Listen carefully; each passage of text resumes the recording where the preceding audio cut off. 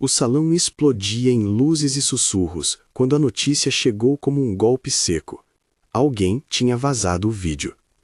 O clipe, curto, cortado, pronto para ser mastigado pela boca faminta da alta sociedade, mostrava Song Guanu caída num corredor intano, cercada por homens que apontavam dedos e riam.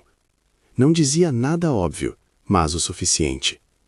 Naquele minuto, os olhares que antes a saudavam com copos erguidos passaram a estudá-la como se fosse um animal ferido, curiosos, cruéis, prontos para julgar.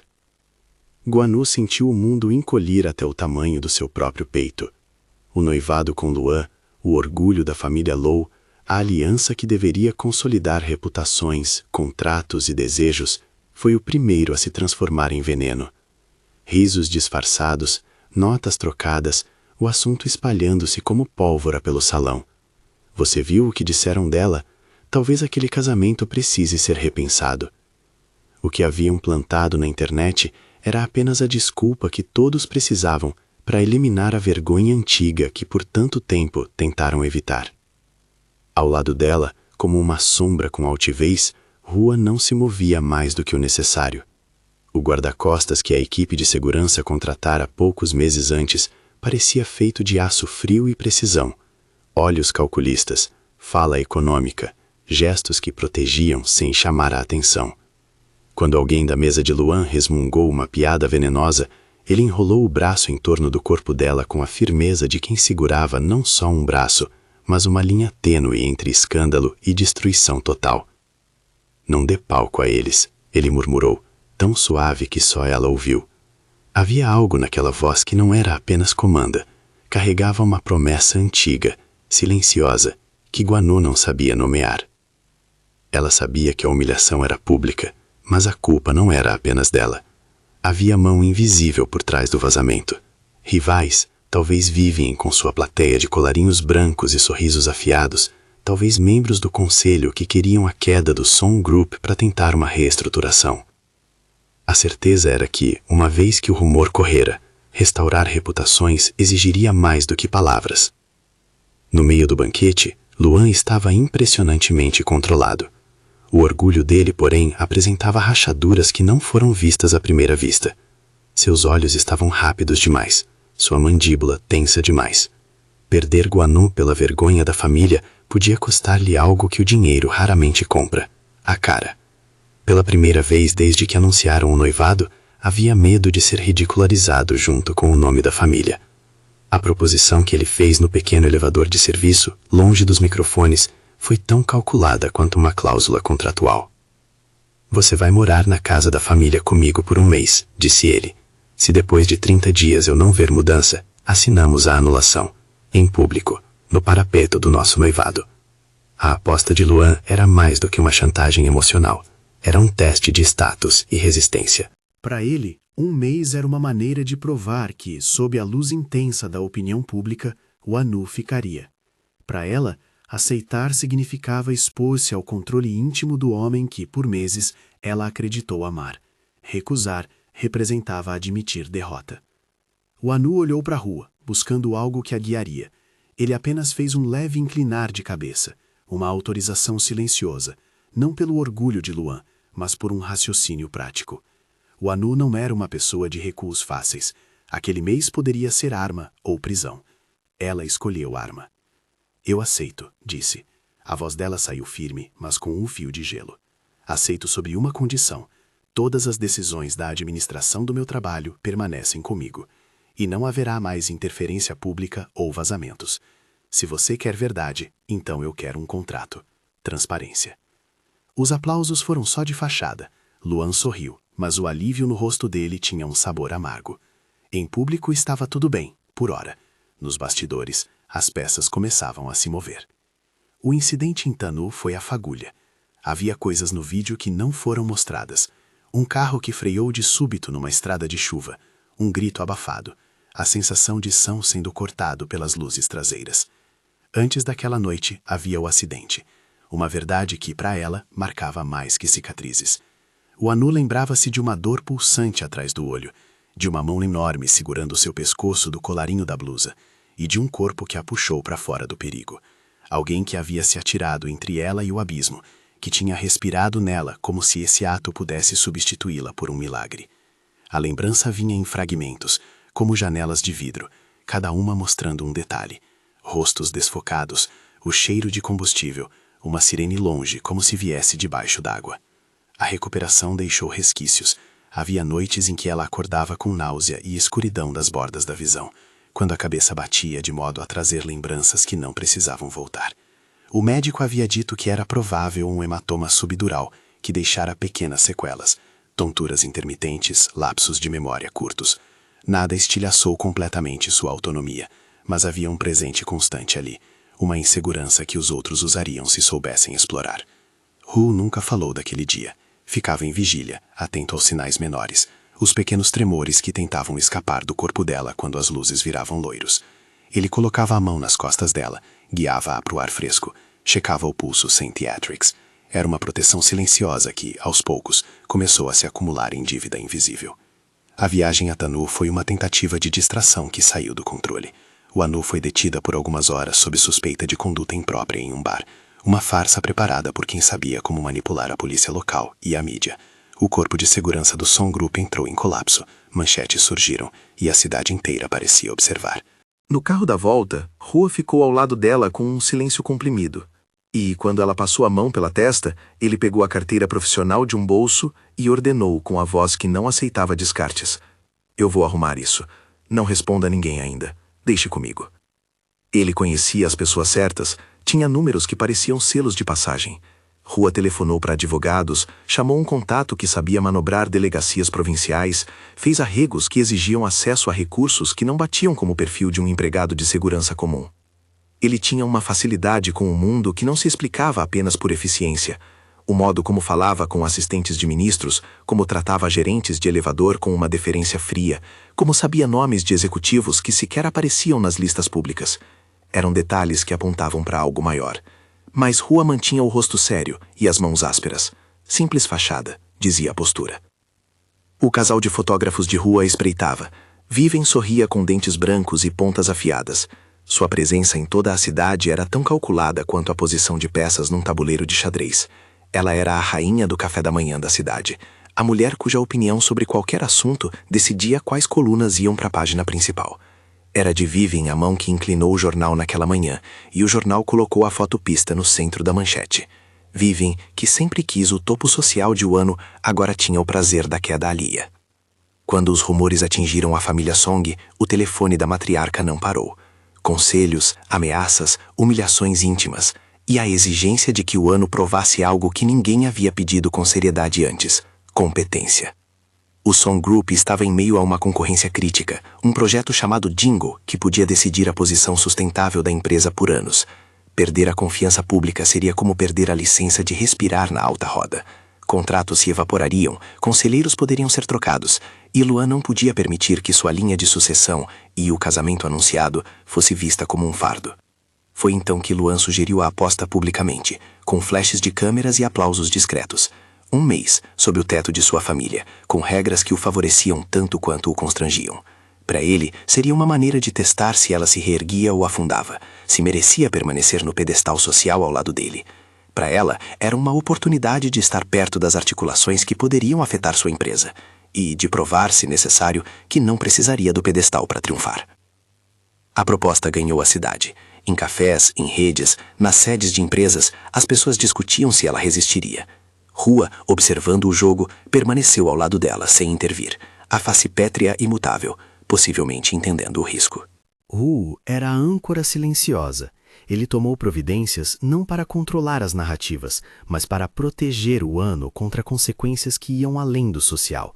Ameaças de segurança, investigações difamatórias, ações que poderiam ferir sua pessoa e seu trabalho. No primeiro dia do acordo, a casa dos Low foi um teatro de formalidade e tensão. Ambientes brilhantes, mesas com arranjos frios, olhares medidos.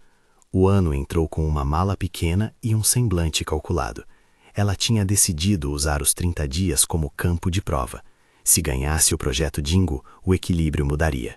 E ela queria algo que o orgulho de Luan não pudesse comprar: autonomia. Hua a acompanhou até o quarto designado a ela.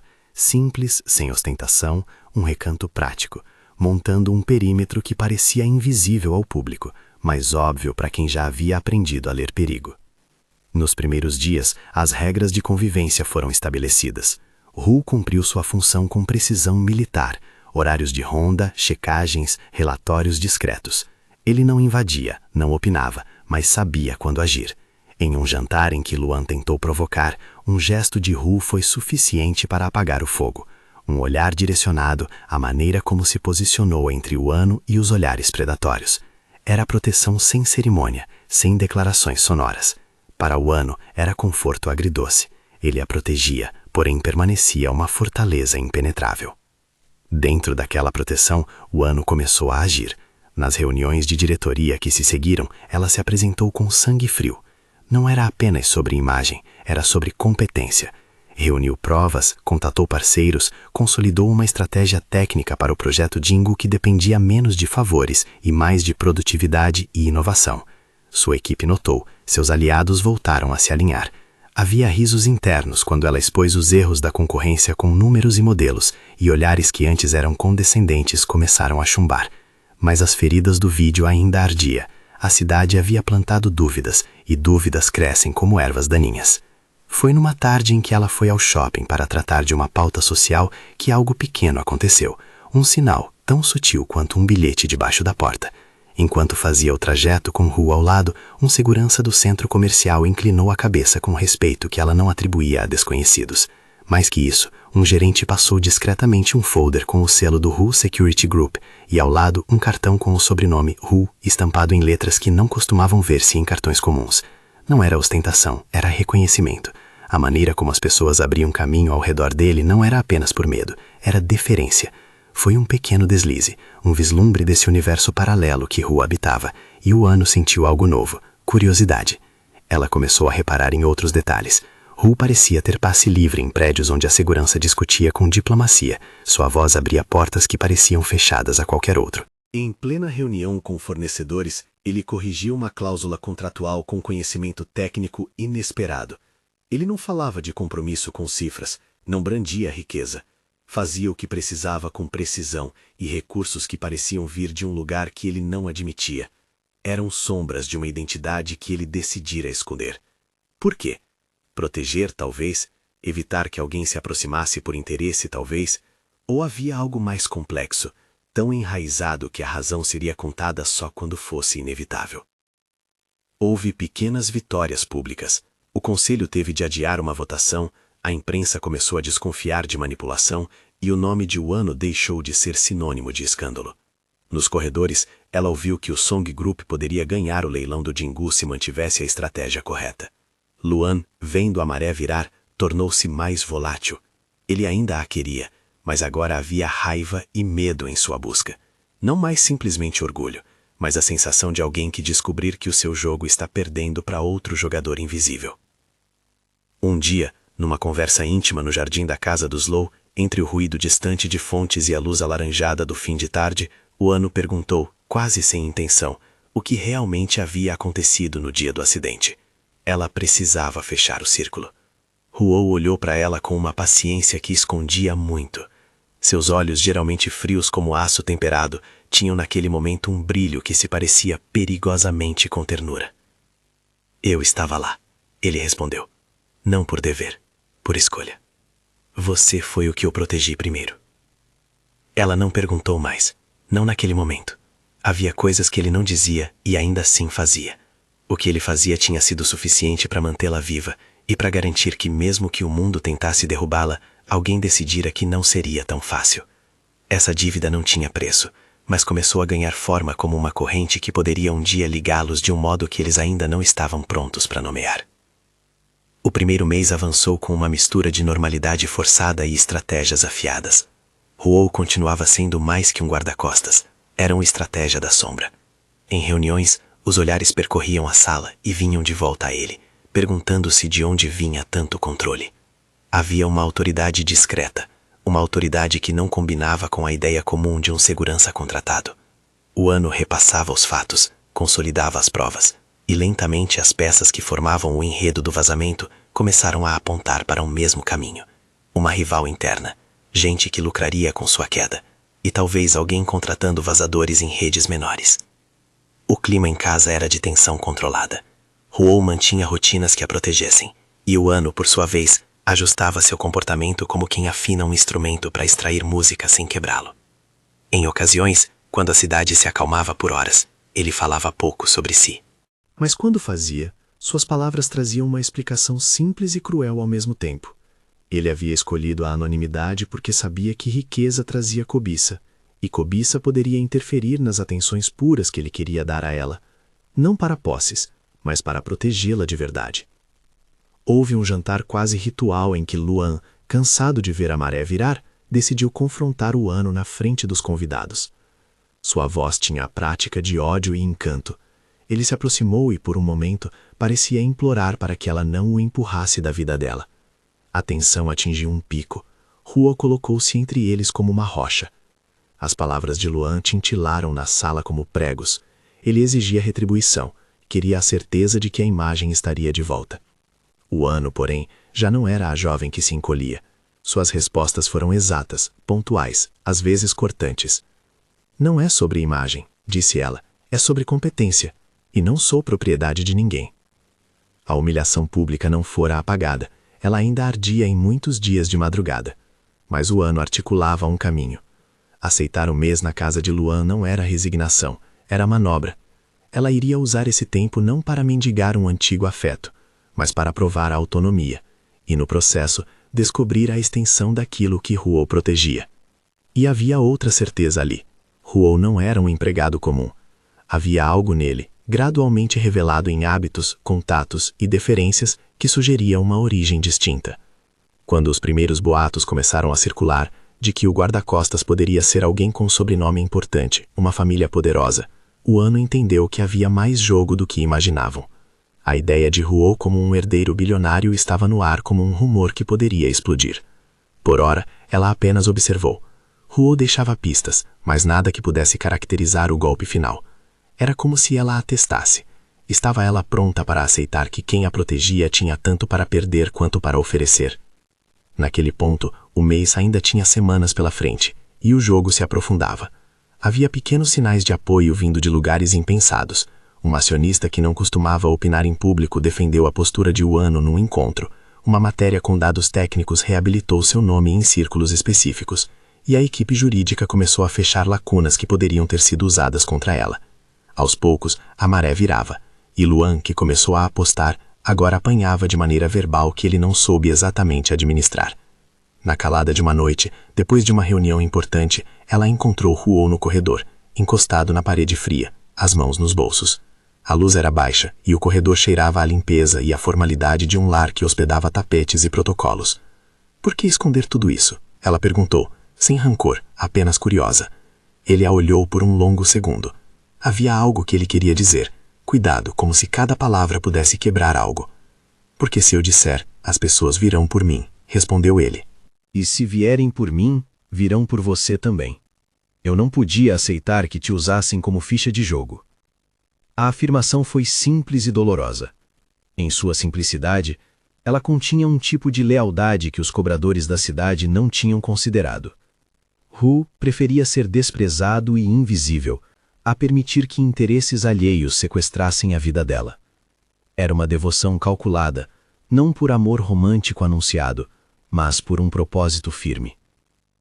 Quando o amanhecer veio, trouxe uma nova pauta. O Song Group estava entre os finalistas para o jingle do projeto Jingle. Havia reuniões de madrugada, repasses de documentos, contatos confidenciais. A aposta estava longe de terminar. O dinheiro, as influências, as alianças, tudo poderia ainda ser jogado para derrubá-la. Mas haviam sinais de que ela não estava sozinha. E havia outro sinal, mais incômodo e promissor. Hu, que antes era apenas presença, começava a ser peça fundamental para que a virada acontecesse. Ainda assim, nada fora concluído. O mês avançava com passos curtos e precisos. Hu continuava a colocar-se entre a chuva de olhares e ela. Luan oscilava entre estratégias de recuperação e desespero. E Vivian afiava a língua à espera de uma nova vítima. O leilão do jingle estava marcado para breve. e com ele a possibilidade real da reversão completa ou do naufrágio total. O plano de Anu era claro: ganhar o Jingle com competência, expor quem estava por trás do vazamento e, se necessário, usar o próprio espaço público para demonstrar que ninguém a dominaria por rumores fabricados. Hu, por sua vez, movia peças nos bastidores, contatos que facilitavam reuniões, advogados que dissimulavam investigações e apoios discretos que não chamavam manchetes, mas abriam portas. Na última noite antes de uma sessão decisiva com potenciais parceiros do Jingle, o Anu sentou-se ao lado da varanda olhando as luzes da cidade. Hu apareceu com 2 xícaras de chá, colocou uma na mão dela e ficou em silêncio. A proximidade do homem que a protegera tanto parecia agora um nó que, cedo ou tarde, teria que ser desatado. Ela segurou o gosto do chá como se fosse uma âncora. Obrigada, disse ela, sincera. Por tudo. Ele não sorriu. Seus olhos desviaram para a cidade. Por um momento, algo no rosto dele amoleceu. Só faço o que precisa ser feito, respondeu. Não espero reconhecimento. Ela olhou para ele por mais um instante, memorando ângulos, inflexões, o modo como sua presença tornava o mundo menos cortante. Em algum lugar dentro daquele gesto vazio de recompensa, havia também uma promessa. Uma promessa que, quando revelada, mudaria não apenas suas vidas, mas a geografia de poder ao redor deles. O mês ainda não terminara. O leilão Jingle estava por vir, e a cidade tinha olhos demais. Luan, cada vez mais pressionado, começava a cair de ideias que ele julgara inabaláveis. Vivian olhava e sorria, pronta para aproveitar qualquer queda. O Anu organizava suas defesas, e Hu, silencioso, continuava a formar uma muralha invisível ao redor dela. Quando o sol nasceu num dia que prometia ser decisivo, um bilhete foi entregue ao Anu na mesa do café, uma indicação de que as coisas iam mudar. Não era ainda a revelação que todos esperavam, mas a sensação de que os papéis começaram a inverter. E por trás disso havia o rumor que crescia no ar. Não só um guarda-costas frio, mas alguém com nome e poder. Um herdeiro, uma fortuna.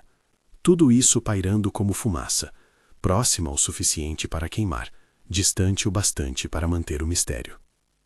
No momento em que ela leu as poucas linhas, Hu estava ao seu lado, olhando a janela como se já previsse tempestade e sol. O Anu dobrava o papel com dedos que não tremiam. Estamos prontos, disse ela, mais para si do que para ele. Vamos mostrar ao resto da cidade que não governa quem grita mais alto. Ele assentiu. A voz dele, curta e grave, trouxe à tona algo que ela não conseguia ver completamente, mas sentia em cada gesto. Não era apenas proteção que ele oferecia. Era uma estratégia com alcance que excedia o que ela imaginara. E, no fundo, havia uma pergunta que ela evitaria por mais tempo. Quem é Hu, realmente? E por que ele permaneceu em silêncio tanto tempo? O mês seguia adiante, e o jogo ainda estava em curso. A humilhação ainda doía, mas o Anu deixou de ser apenas vítima para ser competidora. Hu, por sua vez, foi mais do que um guarda-costas. Era um enigma com dentes afiados de lealdade, pistas de riqueza e motivos que ainda precisavam ser desvendados. E enquanto a cidade aguardava a próxima cena, ninguém notou ainda que o Boletim do Poder estava prestes a reescrever sua própria história, com o guarda-costas frio prestes a se mostrar, silenciosamente, muito mais do que parecia. O mês dentro da casa dos Low ganhou músculos próprios. O tempo, antes uma camisa justa que Luan usava para medir a resistência dela, transformou-se em ferramenta de Anu. Oportunidade para reorganizar aliados, testar estratégias e observar quem, de fato, se alinhava por convexidade e quem sussurrava por interesse. Hu continuava ali, a presença constante que para muitos passava por sombra de segurança, mas para ela era uma muralha com história. As manhãs tinham rotina, relatórios, reuniões, revisões de propostas. As tardes se perdiam em visitas técnicas a obras e encontros com potenciais parceiros do Jingle. E as noites eram muitas vezes lampejos curtos de verdade, conversas que desmontavam a narrativa fabricada sobre ela.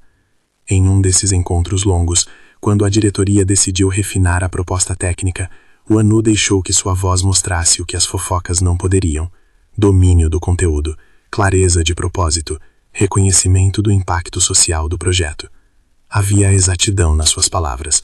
Os engenheiros responderam com números e prazos, e a equipe jurídica fechou lacunas que Vivian e seus comparsas tinham tentado explorar. Mas foi nos detalhes que a vitória começou a tomar forma. Quando o Anu apresentou o cronograma com fornecedores confiáveis, um dos concorrentes perguntou onde havia conseguido tal reserva de recursos. A resposta vinha não só da planilha, mas de acordos silenciosos. Um fundo de investimento anônimo havia liberado garantias de performance. Essas garantias não surgiram por acaso. Eram fruto de contatos que Huo movia discretamente, usando figurinos de anonimato, empresas de fachada, procuradores, contratos sigilosos, para assegurar que o Jingo tivesse cobertura financeira robusta. Ele não gritava sua contribuição, protegia-a com reservas que só poderiam ser rastreadas por quem soubesse procurar. Na praça de alimentação do shopping, um empregado antigo sorriu ao vê-lo passar e disse ao ouvido dela algo que soou a confirmação. Sr. Huo sempre soube como legitimizar um contrato. O cuidado do homem ao pronunciar o sobrenome era diferente do respeito comum, era reconhecimento. O Anu anotou a frase como anota-se uma pista num tabuleiro, sem pressa, coletando até que a imagem ficasse completa. A convivência forçada teve também seus pequenos choques. Luan tentava, em jantares cerimoniosos, implodir a compostura dela com provocações públicas. Em outras ocasiões, ele parecia vaguear entre a esperança e a fúria, contestando a cada pequena vitória dela com tentativas de alfinetar a autoestima. Huo sempre posicionava-se estrategicamente, nem sempre verbal, sempre presente.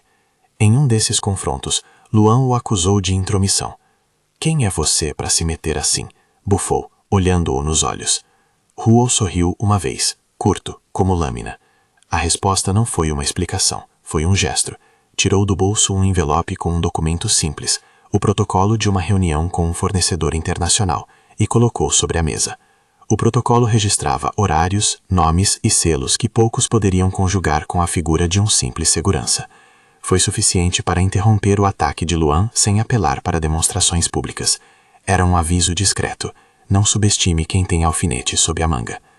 O Anu começou a trabalhar uma investigação própria, não por curiosidade mórbida, mas por método. Se alguém a apoiava nos bastidores, ela precisava saber até onde isso poderia ir. Contratou 2 consultores discretos para rastrear a origem das garantias e pediu à sua equipe jurídica que vasculhasse transações que poderiam comprovar apoio financeiro externo. Não queria que triunfos futuros parecessem cortes de uma mão invisível. Queria que o mérito estivesse explícito. Seu trabalho, suas escolhas, e se Huo tivesse participado, que ficasse claro que ele fizera isso por convicção, não por manipulação. Em meio a tudo isso, um pequeno acidente doméstico montou-se como cena íntima. Uma das portas do carro travou e o elevador do estacionamento emperrou. Huo conduziu-a para longe, checando os sinais vitais com a precisão de alguém acostumado à urgência. Ela, num desvio, ficou tensa por um lapso de tontura, uma lembrança do hematoma subdural que, de vez em quando, apertava a garganta da normalidade. Huo beijou sua testa num gesto tão simples que aqueles que olhassem de fora diriam que era condescendência. Para ela, foi gratidão e casco.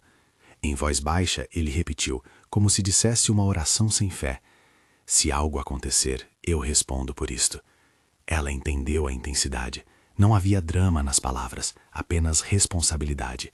A dívida que havia entre eles, construída naquela estrada e alimentada por anos de vigilância, crescia agora em terreno público, proteção transformando-se em participação. Quando o prazo do leilão se aproximou, a campanha do Song Group ganhou coesão. Havia documentação técnica impecável, um plano social que seduziu consultorias independentes e a tal cobertura financeira, a garantia que permitia ao comitê avaliador confiar na execução do Jingo. O que faltava era abalar a campanha rival, não por calúnia, mas por evidências. O Anu e sua equipe encontraram irregularidades, contratos superfaturados, laços financeiros duvidosos e testemunhos de funcionários que confessaram terem sido orientados a manipular processos. Era o ponto de ruptura. A semana do leilão foi uma semana de nervos. Luan, visivelmente mais contido, andava pelos corredores como quem tenta dominar uma maré prestes a reverter. Vivian, por sua vez, reuniu forças para uma última investida social, coberturas, encontros com influenciadores, insinuações públicas. Mas o que ela tinha de redes e brilhantismo, o ano tinha agora de prova e clareza. Em uma sala de reunião, com o painel do comitê conectado ao vivo, a equipe de Uano desarmou cada argumento da concorrência, apresentando dados, testemunhos e contratos. Um dos documentos, redigido às 6 da manhã por um funcionário arrependido da empresa rival, apontava quem tinha ordenado o vazamento. Uma consultora de relações públicas vinculada à equipe de Vivian, que confessou ter sido paga para plantar o clipe em redes locais. Era documento suficiente para que o comitê questionasse a idoneidade do rival. O anúncio veio numa tarde que parecia ter engolido os ruídos da cidade. Em uma conferência com luzes menos celebratórias do que avaliativas, a comissão do Jingo declarou o vencedor, Song Group. Houve aplausos contidos e um murmúrio que passava por corredores de poder. A vitória não foi apenas técnica, foi uma devolução simbólica do que a sociedade tentara arrancar dela, competência reconhecida por critérios objetivos. A repercussão transformou a cidade em termos. Colunas que antes a ridicularizavam publicaram análises técnicas. Editores que tinham rido no passado agora refutavam acusações. Em cafés e almoços, investidores que ignoraram o Song Group no passado escreveram mensagens pedindo reuniões. Aliados voltaram a contatar a diretoria com promessas e contratos. E no meio de todo esse movimento, havia olhares que buscavam um enigma, Hu, com a suspeita de que ele havia sido peça-chave. A partir daqui, a narrativa acelerou. Os consultores de Uano, após a vitória, encontraram mais do que ela esperava. Traços de transações seguidas até empresas ligadas à família Hu. Havia uma rede de empresas que, em conjunto, havia garantido a robustez financeira do Song Group na hora da disputa. A surpresa era que esses instrumentos não batiam apenas com a suposta capacidade de um guarda-costas. Eram estruturas que o próprio nome Hu conduzia com a naturalidade de herdeiros que conhecem o leme da fortuna. As evidências começaram a emergir em camadas concretas. Primeiro, a assinatura de um dos garantidores, uma holding de nome complicado, levava em seus documentos de constituição a Ho Capital. Segundo, um registro de uma reunião em que o representante legal da holding era identificado como H. Ishen. A terceira pista veio de uma funcionária do banco que, sob intimidação do risco reputacional, confessou que o Sr. Hu frequentemente operava por procurações que não revelavam, por motivos de discrição, o nome completo do controlor. Essas três pontas formavam uma linha. Hu Ishen. Não era uma suposição mais, era um fio que poderia, se puxado com cuidado, desfazer a máscara. Enquanto isso, Luan percebeu que o jogo lhe escapava entre os dedos. Seu orgulho, antes alavanca, tornava-se armadilha. Ele tentou, num jantar privado, negociar novas condições, uma reconciliação estratégica, a promessa de título e proteção. Uano ouviu e não prometeu nada. Ela não era de juras vazias, e Luan sabia que depois do Jingo, ela não precisava mais dele para manter posição. O rosto dele endureceu na primeira conversa em que viu que não havia como comandar novamente sua narrativa por intimidação. O rumor da ligação de Hu com capitais pesados ganhou intensidade nas redes e nas rodas de poder. Foi então que algo inesperado aconteceu. Um jornalista investigativo recebeu, anonimamente, cópias de documentos que mostravam a intermediação e quis confirmar a informação. Ao tentar falar com o Sr. Hu, encontrou-o não como empregado, mas como interlocutor direto de um banco internacional. Nesse momento, a máscara começou a rachar. O artigo saiu com um título sugestivo: O Enigma por trás do resgate. Quem é o homem que salvou Song Uano? Não gritava a verdade absoluta, mas juntava fatos que apontavam para uma identidade. Ao mesmo tempo, o comitê do Jingo, pressionado pela transparência, pediu detalhamento sobre as garantias. A cadeia dos contratos tornou impossível manter tudo em sigilo. A revelação ganhou palco na forma de um incidente público que ninguém podia mais controlar. Durante uma visita a uma filial do Song Group para comemorar a vitória, um repórter invadiu o local com perguntas que exigiam respostas. Atordoados, funcionários passaram a ligar nomes e documentos, e a labareda cresceu. Foi naquele turbilhão que a assistente pessoal de Huo, em um gesto de coragem ou desespero, apresentou uma procuração oficial que atestava poderes para a representação de Huo Yiqian em transações da holding. O documento, numerado e registrado, trazia o carimbo da família Huo, um brasão discreto, que muitos reconheceram por intimidade com o meio financeiro. A sala ficou em silêncio. Luan arregalou os olhos. Vivian engoliu um grito. Huo permitiu que a confusão ocorresse. Não foi um estratagema para ganhar fama. Foi antes uma renúncia calculada. Ele deixou que seu nome, pela primeira vez em público, fosse pronunciado junto ao sobrenome, Huo Yichen. A imprensa, faminta, fez o resto. Noticiou o laço com a holding, o papel nas garantias e, principalmente, que o homem que sempre guardou a sombra era sim um herdeiro bilionário que poderia ter querido algo mais que um contrato silencioso. A explicação veio em tom grave e direto. Ao ser interrogado numa coletiva improvisada, Huo falou sem teatralidades. Nada de grandes discursos românticos, havia clareza e motivo. Não escondi minha identidade por vergonha, disse ele. Escondia-a porque não queria que o que eu era se tornasse mercadoria em volta de quem você é. Se eu aparecesse com o sobrenome e os carros, todo mundo iria se aproximar por interesse. Eu queria que a proteção fosse pelo que você precisava, não pelo que eu poderia oferecer. Sua voz foi recebida com mistas de descrença e curiosidade. As palavras devolveram à cena a lógica que ela precisava. Ele havia agido por um propósito ético que misturava prudência e devoção. E havia outro motivo. Sua família, notória e poderosa, estava no meio de uma disputa de sucessão que tornava qualquer exposição pública perigosa. Ao se apresentar como segurança, ele se movia com liberdade suficiente para agir, sem arrastar um palácio de interesse sobre a cabeça dela. Era uma escolha estratégica de proteção, não um capricho de mistério. A revelação, porém, não apagou dúvidas. O Anu sentiu naquele instante uma leve traição. Ele a havia protegido, e também a havia excluído da verdade. Se ela aceitava o que ele havia feito para protegê-la, também precisava entender o que isso implicava. A entrada do sobrenome Huo em sua vida mudava dinâmicas e expectativas, mas as provas de sua lealdade, do acidente, das noites de vigilância, dos gestos pequenos que só alguém que conhece muito sua história faria, também pesavam. Foi então que o passado, tão presente em fragmentos, explodiu em memória.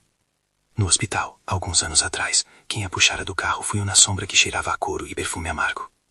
O flashback veio em detalhes, vidros estilhaçados, chuva que recortava faróis, o som estrangulado de sua própria respiração. Huo aparecia no quadro, as mãos firmes em seu corpo, um corte profundo na testa, o sangue misturado ao couro do banco.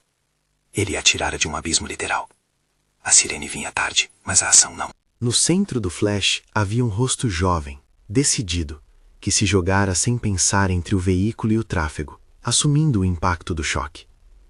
A lembrança não vinha só por nostalgia, trazia a explicação do porquê daquele cuidado contínuo. Huo mostrara, naquele resgate, que havia algo que transcendia obrigações contratuais. Ele escolhera, naquele instante, que sua vida pública e sua herança não seriam moeda de troca. Sua própria família, tempos depois, decidiu por reclusão, não o forçara a assumir o título, não pelo menos enquanto ele não desejasse. Huo aproveitara isso para ficar invisível, e ao fazê-lo, poupou o Anu de vultos que só procurariam brilho. Quando ela decidiu confrontá-lo a sós, pediu clareza, e não romantismo. Queria entender as camadas. Sentaram no mesmo jardim, agora iluminado por lâmpadas cálidas que criavam sombras suaves. Huo falou do acidente como quem descreve um ponto fixo no tempo. Eu te vi cair, disse ele. Não havia estratégia, só reflexo. Depois, soube das repercussões, das intrigas. Se eu me apresentasse como Huo Yichen, sua vida mudaria em outro tipo de ameaça. Interesse, jornalismo sensacionalista, gente querendo comprar favores. Preferia atuar nas sombras. Não te ocultei por te achar incapaz de decidir. Te protegi por saber que quando as pessoas soubessem, as coisas mudariam.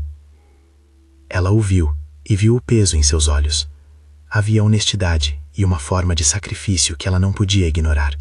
Ao mesmo tempo, havia traço de autonomia violada. Ele havia tomado decisão sobre expor ou não a verdade, que em última análise a pertencia.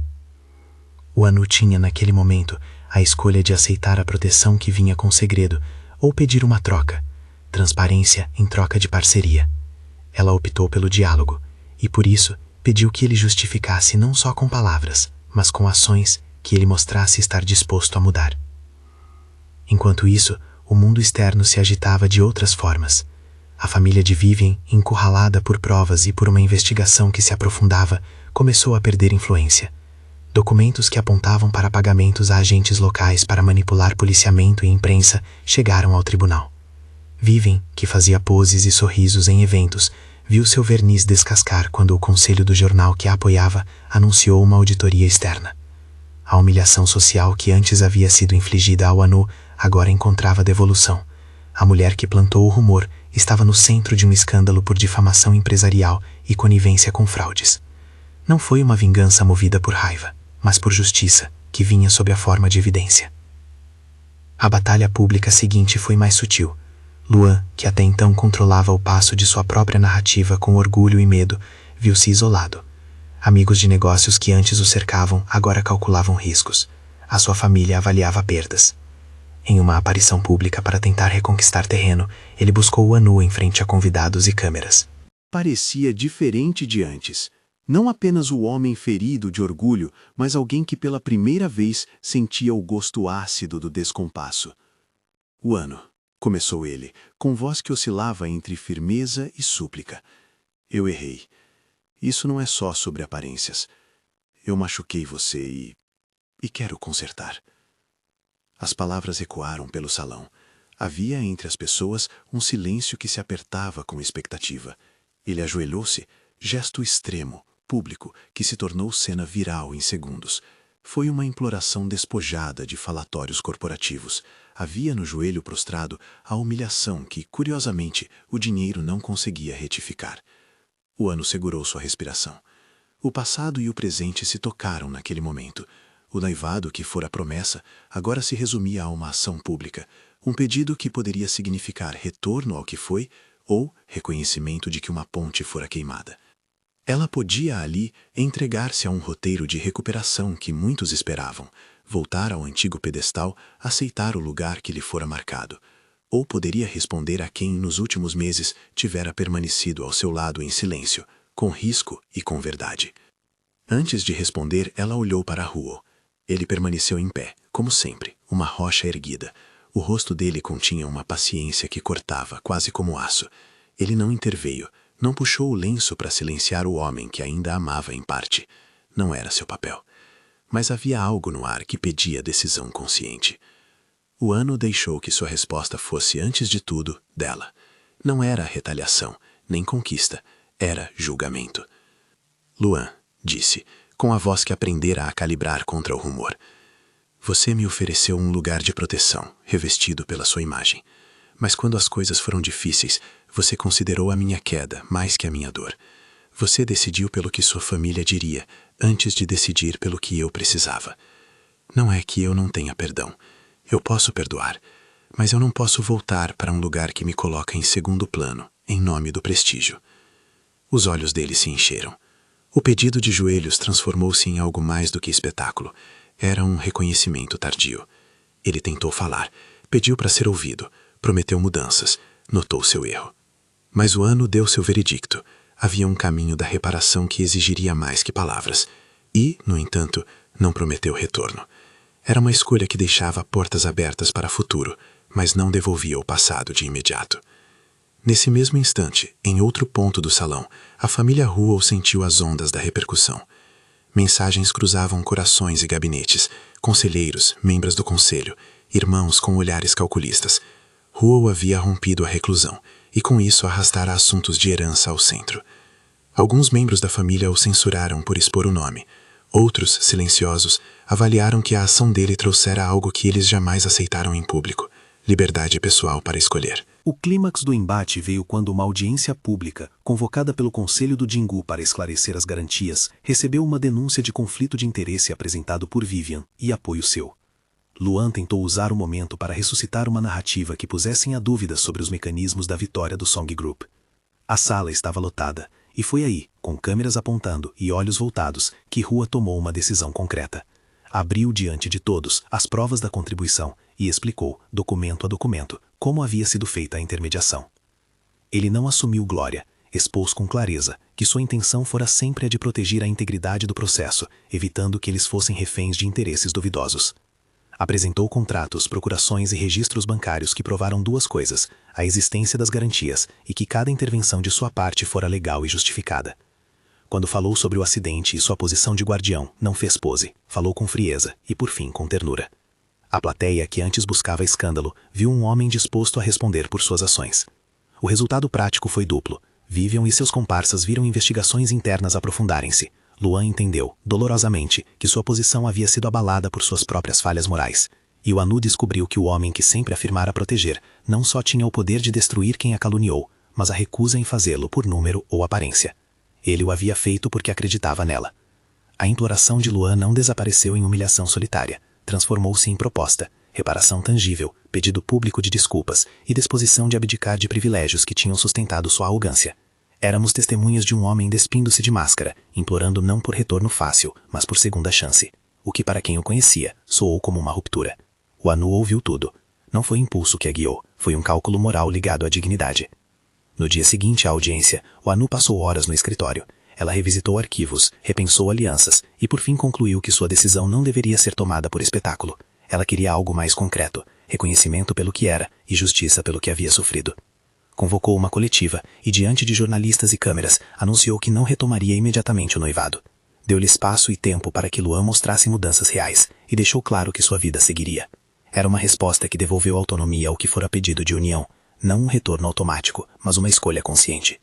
Hua permaneceu ao seu lado nessa decisão, não como fantoche que a empurrou, mas como parceiro que proporcionava suporte para que ela decidisse por si. Quando, depois de tudo, o Anu caminhou para fora e encontrou Luan, agora um homem que pedira perdão publicamente, ele caiu de novo em genuflexão, e a cidade assistiu. Luan implorou por um retorno que soava muito mais como medo de perda do que como reconhecimento do seu erro. Havia pesar nas palavras, lágrimas e promessas. Havia também orgulho ferido que se escondia atrás de tentativas de reaproximação. Para muitos, a cena era um fechamento cinematográfico, o ex implorando. Para ela, era apenas mais uma peça no tabuleiro. O Anu falou calma e concisa. Você teve sua chance. Eu vou continuar aqui, trabalhando. Se houver mudança, veremos. Mas eu não sou um troféu para se recolocar quando for conveniente. Houve público suspiro, mas Luan entendeu. Ali, em público, ele foi reduzido à sua própria humanidade, orgulho, dor e arrependimento. E implorou, de verdade, não para manobrar a cidade, mas para uma chance que não viria sem perda e trabalho. Depois disso, a vida mudou de maneira menos explosiva e mais concreta. O Song Group consolidou contratos, parcerias estrangeiras chegaram com planos de longo prazo e as ações começaram a reagir. A família Song respirou com menos sufoco. Huo, agora identificado, recebeu cartas de familiares que exigiam retorno a círculos de poder. Recebeu também convites de membros do conselho, multas de orgulho e promessas de herança que pareciam agora chegar naquela mesa de pedra. Ele, entretanto, manteve a postura.